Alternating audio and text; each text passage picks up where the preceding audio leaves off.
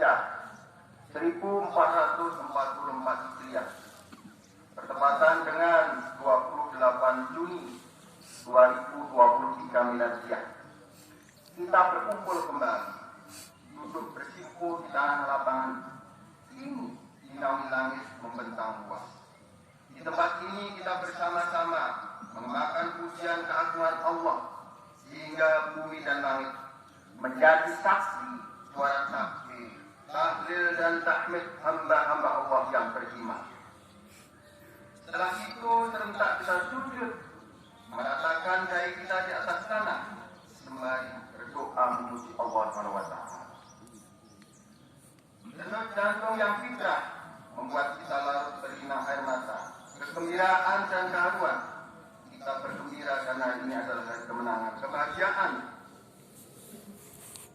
Dan rasa haru karena kita kembali merenungkan perjuangan dan pengorbanan dari Nabi Ibrahim alaihissalam yang selalu seiring dengan perjalanan kehidupan manusia. Allahu Akbar, Allahu Akbar, walillahil hamd. Sejak tergelincirnya matahari tanggal 9 Dzulhijjah, seluruh jamaah haji dari berbagai negeri di seluruh dunia melakukan ibadah wukuf di Padang Arafah sebagai puncak prosesi ibadah haji Al-Hajj Arafah.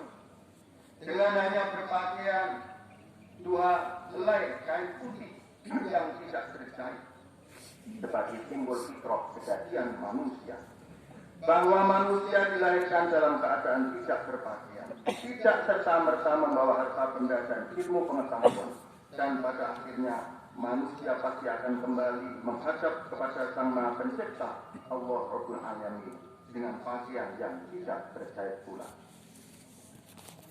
Di Padang Arafah, para jamaah haji berserah diri di hadapan Allah secara total dan tidak ada ucapan kecuali istighfar, memohon ampun dan berzikir kepada Allah dengan diiringi kalimat talbiyah, labbaik Allahumma labbaik, labbaik la syarika lak labbaik, innal hamda wan ni'mata laka wal mulk la syarika lak. Wahai Allah, aku datang memenuhi panggilanmu. Aku datang memenuhi panggilanmu. Tiada sekutu bagimu. Aku datang memenuhi panggilanmu. Sesungguhnya segala puji, nikmat dan segenap kekuasaan adalah milikmu. Tidak ada sekutu bagimu. Kalimat talbiyah yang demikian itu melambangkan bahwa setiap jamaah haji yang berada di tanah haram, mereka telah menyandang gelar kehormatan Duyufullah, Duyufur Rahmah, yang berarti mereka adalah para tamu Allah. Para tamu yang amat disayangi dan dimuliakan Allah. Sungguh kasih sayang maha dahsyat. Oleh karena itu kita yang berada di tanah air juga mendoakan Allahumma ja'al hajjam mabruran wa sya'yan maskuran wa zamban maghfuran wa amalan salihan maqbulan wa tijaratan lan tabur. Ya Allah, karuniakanlah kepada mereka haji yang mabrur dan sempurnakan sa'inya.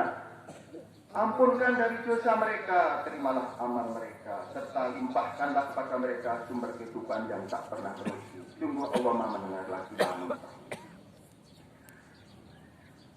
Bagi jamaah haji yang berasal dari tanah air kita, Republik Indonesia, beliau daftar berkisar tahun 2011. Dan sebenarnya kalau tidak ada corona berangkat berkisar tahun 2020. Tetapi baru tahun ini mereka menjadi tamu Allah. Banyak dari jamaah haji yang akhirnya pergi ke tanah suci tidak bersama keluarga walaupun mendaftarnya bersama. Karena kalau tahun kemarin yang lansia tidak boleh berangkat, yang sekarang yang lansia tidak bisa didampingi keluarga kecuali memang nomor urutnya sama. Sebagian kecil bahkan sudah wafat sebelum sampai ke tanah suci. Semua itu adalah menjadi qadarullah dari kita semuanya. Jamaah Idul Qurban rahimakumullah, umat Islam yang bermukim di luar kota suci Makkah sejak tanggal 9 Dzulhijjah telah menyambut Idul Kurban ini dengan puasa 9 Dzulhijjah. Penyembelihan hewan kurban pada sholat Id ini dan 3 hari tasyrik tanggal 11, 12, 13 Dzulhijjah. Rasul bersabda, barang siapa yang mampu menyembelih kurban lalu mereka enggan untuk berkurban, maka janganlah mereka mendekati tempat sholat kami. Firman Allah yang sudah sangat kita hafal, inna a'talna kal kautsar washolli li rabbika wanhar. Sesungguhnya kami Allah telah banyak memberi nikmat kepadamu, maka dirikan sholat dan berkorbanlah. Allahu Akbar, Allahu Akbar, walillahil hamd. Kita memahami kisah Nabi Ibrahim dalam menegakkan akidah dan kewajiban umat Islam untuk melaksanakan ibadah haji. Kita bangsa Indonesia, khususnya umat Islam, perlu mengambil ibrah dari proses perjalanan haji yang penuh perjuangan, pengorbanan, dan juga tidak lepas dari urusan muamalah duniawi. Maka sumber daya manusia untuk menghadapi tantangan kehidupan saat ini demi kelangsungan hidup dan kejayaan umat Islam, khususnya generasi muda, harus betul-betul juga dipersiapkan bagian dari dakwah kita.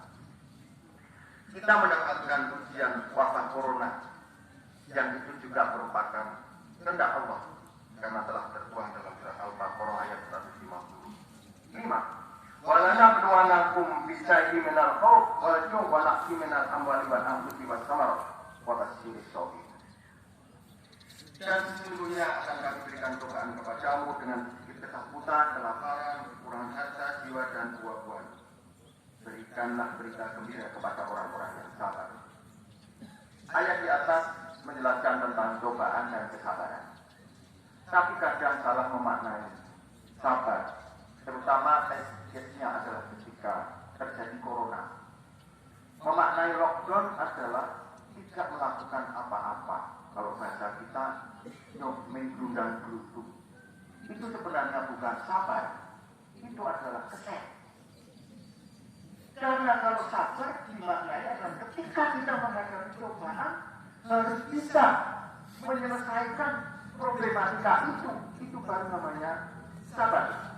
Termasuk dalam insyirah itu, kalau dulu kita memaknai fa'inna ma'al usri yusra, inna ma'al usri yusra. Setelah kesulitan ada kemudahan.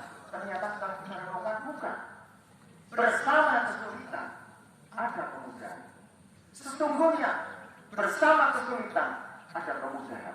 Jadi ketika kita mendapatkan kesulitan berarti kita diuji bagaimana segera mungkin kita dapat menyelesaikan kesulitan itu.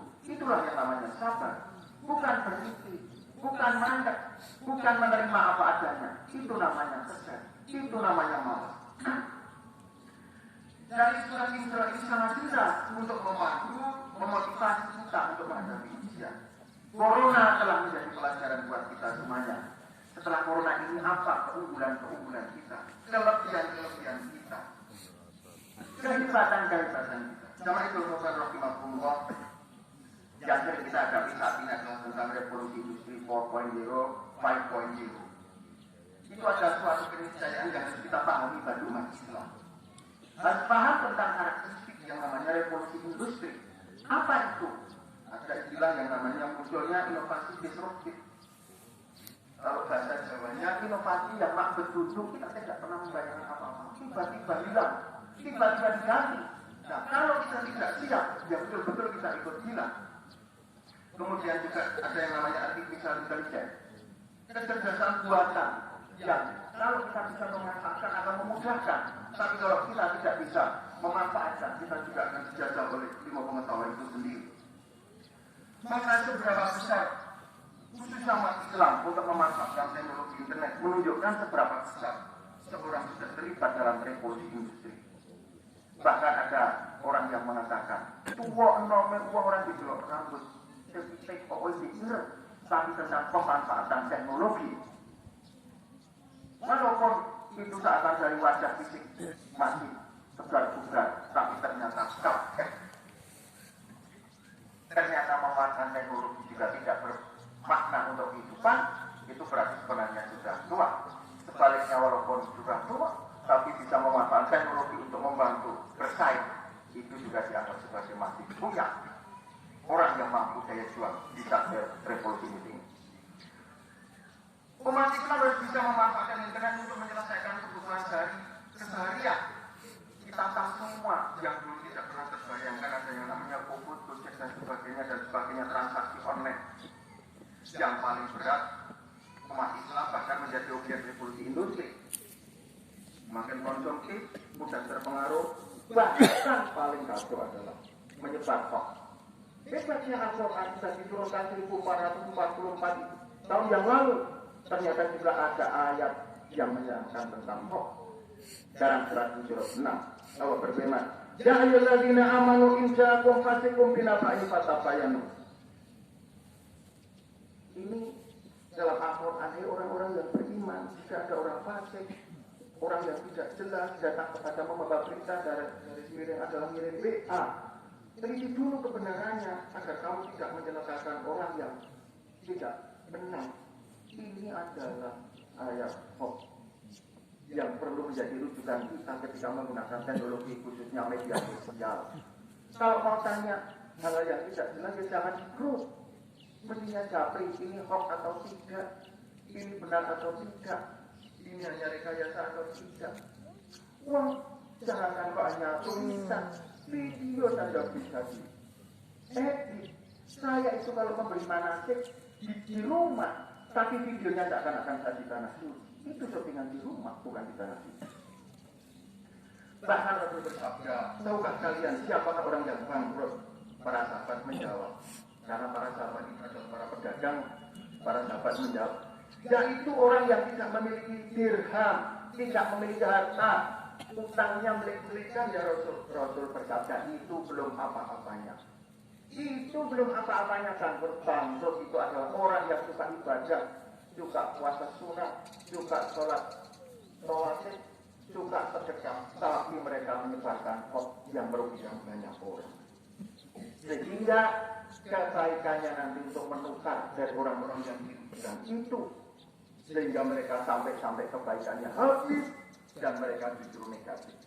Padahal dalam surat Al-Anbiya Allah berfirman, wa ma arsalnaka illa rahmatan lil alamin. Dan tiadalah kami mengutus Muhammad kecuali untuk menjadi rahmat bagi semesta alam. Juga kita mestinya seperti apa yang difirmankan Allah surat Al-Imran ayat 110, kuntum khairu ummatin ukhrijat linnas ta'muruna bil ma'rufi wa tanhauna 'anil munkar wa tu'minuna billah. Kamu adalah umat yang terbaik, dilahirkan untuk manusia, menyuruh pada yang ma'ruf, mencegah dari yang munkar, dan beriman kepada Allah. Dari ayat di atas sudah jelas meneguhkan bagi kita untuk dapat berperan secara signifikan, ikut membantu menentukan perubahan dunia, menjadi penyeimbang kehidupan, membawa perubahan kebaikan, menghilangkan keburukan. Berbagai peluang harus dapat ditangkap. Pengalaman kehidupan harus menjadi pelajaran. Tidak pernah membayangkan yang namanya Nokia kan Kodak bangkrut, ternyata juga betul-betul terwujud. Dulu sering membayangkan Nokia dan Kodak itu 7 turunan tidak akan bangkrut, tapi ternyata pagi ini masih hebat, besok pagi sudah bangkrut. Kita juga tahu banyak sekarang yang hebat, khususnya ini bagi generasi muda. Kayaknya mereka itu tidak berbanyak aktivitas, tapi mereka bisa bertransaksi ekspor-impor karena memudahkan dalam bertransaksi. Mestinya itu juga menjadi inspirasi dari para generasi muda untuk menghadapi tantangan. Mungkin bagi yang tua-tua ini memang berat, lambat untuk belajar teknologi, tetapi yang muda benar-benar bisa memanfaatkan teknologi untuk menentukan arah ke depan dan berupaya untuk menjadi bagian dari daya saing masing-masing. SDM bagi umat Islam harus juga disiapkan. Generasi Alpha yang tahun lahirnya 2010 itu ada keunikan-keunikan yang sejak lahir memang sudah full teknologi. Maka tidak heran anak-anak kecil sekarang walaupun belum bisa berjalan tapi sudah bisa main HP. Dan itu juga ternyata ada pepatah yang sangat bagus dari sahabat. Sahabat bersabda, menyampaikan, ajarilah anak-anakmu sesuai dengan zamannya, karena mereka hidup di zaman mereka, bukan zamanmu. Sungguh mereka diciptakan untuk zamannya, sedangkan kalian diciptakan untuk zaman kalian. Simbah dulu juga pernah mengatakan, saben mongso kuwi ana menungsani, saben menungso ana mansani. Keseimbangan meraih urusan dunia dan akhirat itu juga sudah sangat jelas. Maka ketika kita membaca surat Jumat ayat 10, itu juga dilanjutkan dengan surat Jumat. Ayat 9 juga harus dilanjutkan dengan surat Jumat ayat 10. Yang mana ayat 10 menyebutkan fa'idza qudiyati sholatu fantasiru fil ardh wabtaghu min fadlillahi wadhkurullaha katsiran la'allakum tuflihun. Kalau telah selesai sholat, maka bertebaran di muka bumi, carilah karunia Allah dan ingatlah Allah banyak-banyaknya supaya kamu beruntung. Ini adalah ayat penyeimbang. Kita tidak bisa diam ketika kita sekarang tahu bahwa kita sudah dicengkeram oleh 9 naga, tapi jangan salahkan 9 naga. Karena memang 9 naga itu punya kiat-kiat. Maka lawannya tidak cukup hanya dengan ngomong, dan bagaimana kita juga bergerak. Dan itu bagian dari dakwah. Jamaah itu faktor rahimahullah. Maka faktor-faktor yang harus disiapkan kreativitas inovasi bagi masyarakat, membangun masyarakat berkemajuan suatu keniscayaan yang harus kita lakukan. Dan impian kita untuk membangun masyarakat seperti yang dijamin yang dicontohkan oleh Rasul. Salah satu thayyibatun walaupun kufur itu harus kita wujudkan. Kampung negeri yang baik yang diridhoi Allah. Untuk mewujudkan masyarakat utama perlu jadi perhatian. Satu, perlu memang yang namanya kesalehan digital. Ternyata tata krama tidak hanya toto kromo ayu jokato, toto kromo jowo, budoyo ayu jokato, budoyo jowo. Ternyata juga ada yang namanya toto kromo digital. Jadi ada etika dalam menggunakan media sosial. Itu juga ada etikanya. Yang kadang-kala kita itu pantas saja tidak pernah tahu, sehingga merugikan banyak orang, termasuk merugikan diri kita sendiri. Yang jelas kami sampaikan, video saja bisa diedit. Kalau gampangannya, kalau ada kiriman WA yang mengirim bukan ahlinya, berhenti di HP kita. Kalau dia menceritakan tentang berbagai macam obat, kok yang mengirimkan itu Pak Ustaz, oh ini bukan ahlinya, gitu ya. Kalau yang mengirimkan bahasa Inggris itu bagus, nah itu baru bahasa Inggrisnya mesti benar. Jadi itu menunjukkan bahwa wajib yang ahlinya yang baru kita percaya. Tapi juga yang namanya berbuat baik tidak harus yang hebat-hebat, punya keahlian sederhana saja perlu juga ditularkan. Kemudian beragama yang mencerahkan dan menggembirakan. Kita berislam harus yang enak, yang senang, tidak harus kencang. Juga kita tenang, wasatiyah, tidak harus ekstrim.